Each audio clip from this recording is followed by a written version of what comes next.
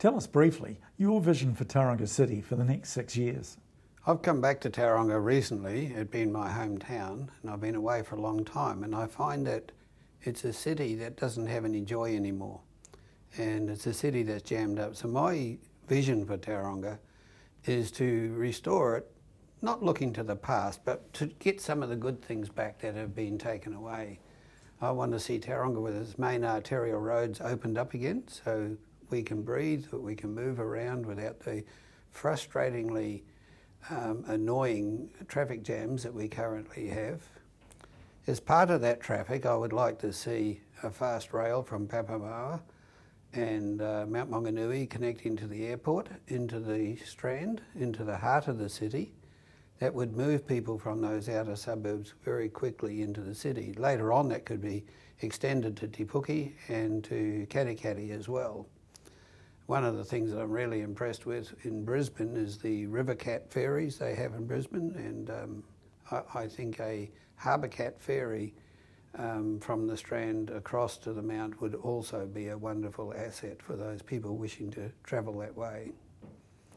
I'd like to see the city come to a place where we're more self-containing. I'd like to see our waste contained here. Currently our waste goes to a landfill in the Waikato, very close to the Waikato River, with the danger that it's leaching into the Waikato River. Nobody wants to see that.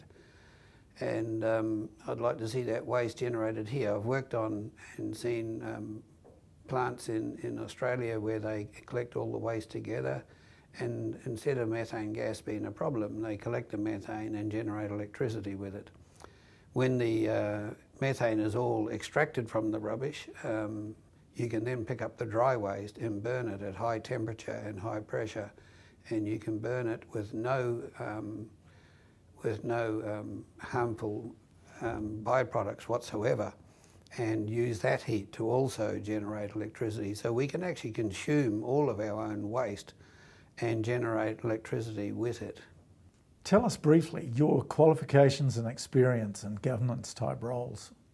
My governance role is been in running churches, pastoring churches,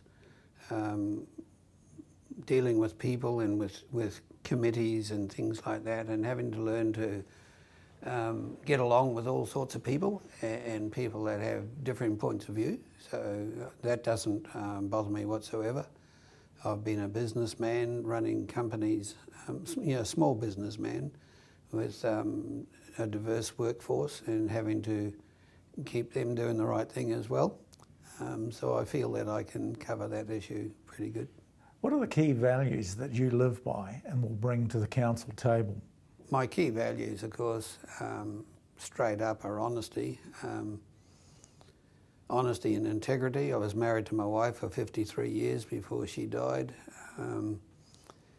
I've been an electrician, I've been a pastor, I'm a pilot. Pastor, pilot, electrician, every one of those three, you have other people's lives in your hands. And you can seriously damage people if you misuse the authority that you have in each of those areas.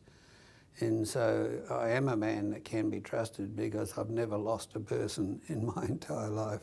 Tell us what experience you have in reading and analysing complex and large reports and financial accounts.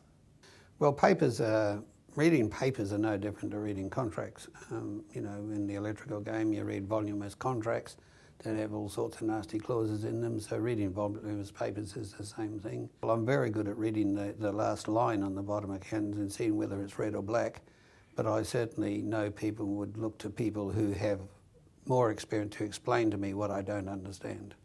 What's your experience in debating complex issues? Actual experience is, again, I boil it all back to negotiating contracts. Debating an issue is that clause in the contract justified or should it be there? And I'm pretty good at that. What sort of experience do you have in dealing with CEOs from a board member perspective? Well, that question makes it sound like the CEO is the boss and the board members are not. The reality is that the CEO works for the elected councillors. The elected councillors are appointed by or elected by the public, and they employ the CEO. In this type of role, I've never worked with a CEO before, but my aim would be to get with him, get to know each other, and try and work things through by consensus long before it ever becomes a problem. How do you see the relationship between council and CEO and senior staff? Well, I think the relationship at the moment is very poor from what I've heard. I mean, I've not been in there, but I'm told that senior staff are instructed not to talk to elected councillors.